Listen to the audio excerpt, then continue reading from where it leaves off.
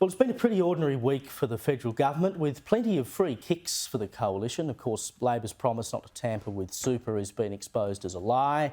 The government has failed to rule out jacking up taxes in the budget this year.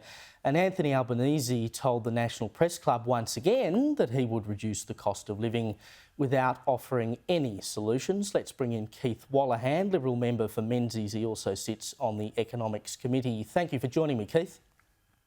Thank you for having me, Caleb. Look, the whole super thing is a disaster as far as I'm concerned. And look, we shouldn't be surprised this government is walking back on promises it made. But there's no win here for a person going to work and trying to save for their retirement when the government's saying we want more of your cash. Doesn't it defeat the purpose of the superannuation system that the Labor Party itself set up? I think that's right, Caleb. And we saw at the start of this week, the Treasurer appeared to talk about big picture policy, and we always welcome that, and we're happy to have a serious conversation.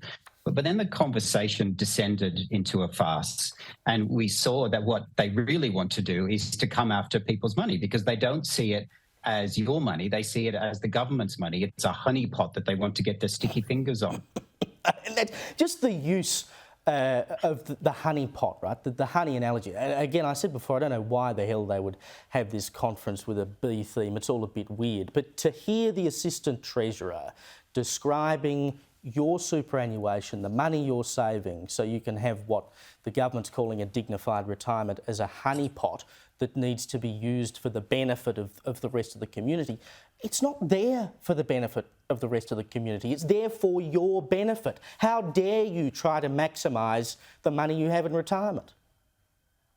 That's right, Caleb. And this money is money that has been through the tax system several times. It's not like this money has never been taxed before. People have worked hard for it. They have paid other taxes, and they have then sought financial advice. They have relied upon that financial advice.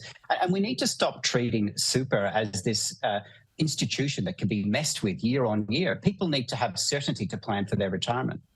And I don't understand as well the total opposition of this government to being able to withdraw money early to buy an asset such as a house. I mean, if you're buying an asset that is understood to increase in value over time, and a house is one of them, and by the way, it'll provide security to you in retirement because it's a roof over your head, I just don't understand why it is treated as such an abomination of the system. It's your money, you're investing it, just not through a fund controlled by a union.